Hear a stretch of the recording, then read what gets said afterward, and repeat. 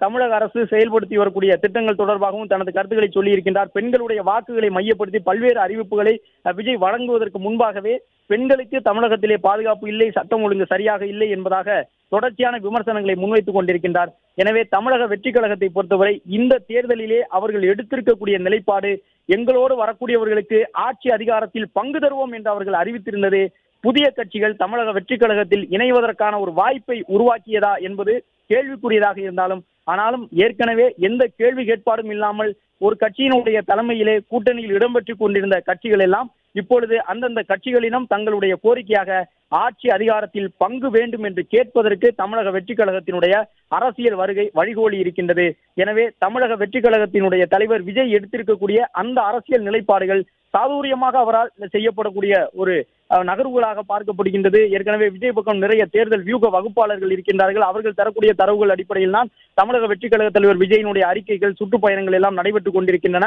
எனவே விஜயை பொறுத்தவரை தமிழக வெற்றி கழகத்திற்கு வாக்கு வங்கிகளாக எந்த பகுதிகள் பெரிய அளவில் வாக்குச்செறிவோடு இருக்கக்கூடும் என்கின்ற அடிப்படையிலே தொடர்ச்சியான ஆய்வுகளை அவர்கள் மேற்கொண்டிருக்கின்றார்கள். எனவேதான் பெண்களுடைய வாக்குகள் தங்கள் பக்கம் வரும் என்ற அடிப்படையிலே தமிழ்நாட்டில் ஒவ்வொரு குடும்பத்திலும் விஜய்க்கு ஒரு வாக்கு இருக்கின்றது என்பது விஜயினுடைய கட்சியில் இடம்பெற்றிருக்கும் முக்கிய நிர்வாகிகளுடைய தேர்தல் பிரச்சாரத்தினுடைய மைய கருத்தாக இருக்கின்றது. விஜய் ஒரு நல்ல நடிகர், மீண்டும் அவர் நடிக்க சென்று விடலாம் என்ற கருத்தை எல்லாம் பல முக்கிய அரசியல் தலைவர்கள் விஜய் மீதான விமர்சனமாக முன்வைக்க தொடங்கி இருக்கின்றார்கள். ஆனால் விஜய் அரசியல் கட்சியை தொடங்கி இருக்கக்கூடிய சூழ்நிலையில் மக்கள் விரும்பும் முதலமைச்சர் வேட்பாளர் விஜய் என்று குறிப்பிட்டு தன்னை முதலமைச்சர் வேட்பாளராக முன்னிறுத்தி இந்த பயணத்தை மேற்கொண்டிருக்கின்றார். விஜயினுடைய அரசியல் செல்வாக்கு என்ன என்பது இன்னும் 60 நாட்களில் தெரிய வந்துவிடும். அதே நேரம் விஜய்க்கு பல்வேறு வாய்ப்புகள் வந்தன. முதல் தேர்தலை இன்னும் சந்திக்கவில்லை, தங்களுடைய வாக்கு வங்கி என்ன என்பதை இன்னும் நிரூபிக்கவில்லை. ஆனாலும் கூட விஜய் ஒரு சில அந்த பொதுக்கூட்டத்தின் மூலமாக, மாநாடுகள் மூலமாக, அவர்கள் கூட்டியிருந்த பெருங்கூட்டத்தின் வாயிலாக விஜய்க்கென்று ஒரு சில கட்சிகள் எங்கள் கூட்டணியில் தமிழக வெற்றி கழகம் இணைந்தால் துணை முதலமைச்சர் பதவிகள் வழங்குவதற்கு கூட தயாராக இருக்கின்றோம் என்று அமைச்சரவையில் இடம் தருகின்றோம், துணை முதலமைச்சர் பதவி வரை தருகின்றோம் என்று பொதுப்படையாக செய்தியாளர் சந்திப்பிலே கட்சியினுடைய முகமாக இருக்கக்கூடிய ஒரு சில நிர்வாகிகள் கூறியிருந்த அந்த தகவல்களையும் பார்க்க முடிந்தது. இன்றளவும் பாஜகவில் இருக்கக்கூடிய முக்கிய தலைவர்களும் திமுகவை வீழ்த்த வேண்டும் என்றால் விஜய் தேசிய ஜனநாயக கூட்டணிக்கு வர வேண்டும் என்ற அழைப்பினை தந்து கொண்டிருக்கின்றார்கள். கிட்டத்தட்ட கூட்டணியிலே தொகுதிகள் முடிவு எட்டப்பட்டு விட்டது. வேட்பாளர்களை தேர்வு செய்வதற்கு கட்சிகள் மும்முரமாக இருக்கின்றன. இந்த கட்சி இந்த கூட்டணி தான் என்று தெரிய வந்துவிட்டது. ஒரே ஒரு கட்சி ஒரே ஒரு கூட்டணியில் இடம் பிடிக்குமா என்பது மட்டும் கேள்விக்குரியதாக இருக்கக்கூடிய நிலையில் மற்ற கட்சிகள் எல்லாம் கூட்டணி இதுதான் என்று கிட்டத்தட்ட உறுதி செய்து விட்டார்கள். ஆனாலும் கூட இப்பொழுதும் தேசிய ஜனநாயக கூட்டணியில் இருக்கக்கூடிய பாஜகவினுடைய முக்கிய தலைவர்கள் இன்றளவும் வெளிப்படையாக விஜய் திமுகவை வீழ்த்த வேண்டும் என்று நினைக்கின்றார். எனவே திமுகவை வீழ்த்த வேண்டும் என்றால் எங்கள் பக்கம் விஜய் வர வேண்டும் என்ற அழைப்பினை தொடர்ந்து வழங்கிக் கொண்டே இருக்கின்றார்கள் என்பதையும் நாம் பார்க்கின்றோம். எனவே விஜய் தமிழக வெற்றி கழகத்தை உருவாக்கி இருக்கின்றார்.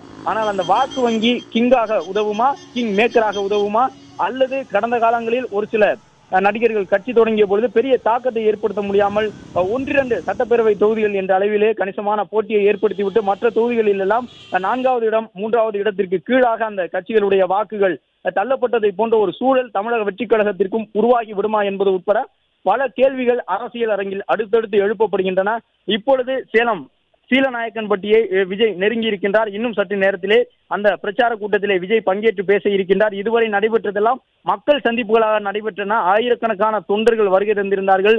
தொண்டர்களுக்கு முன்பாக விஜய் நின்று பேசியிருந்தார். ஆனால் இப்பொழுது நடைபெறக்கூடியது நிர்வாகிகள் சந்திப்பு என்ற அளவில் தற்பொழுது சுருங்கி இருக்கின்றது. எனவே இந்த நிர்வாகிகள் சந்திப்பை பொறுத்தவரை விஜய் இன்று 5000 நபர்களுக்கு முன்பாகத்தான் நின்று பேச வேண்டிய ஒரு சூழல் இருக்கின்றது. கிட்டத்தட்ட 4998 அனுமதி சீட்டுகள் மட்டும்தான் வழங்கப்பட்டிருக்கின்றன.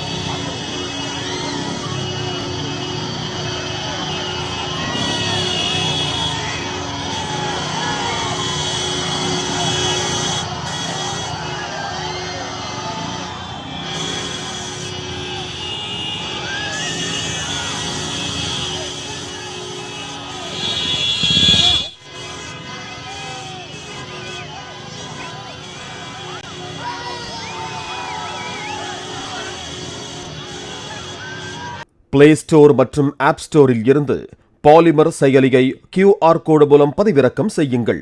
செய்திகளை உடனுக்குடன் பெறுங்கள்.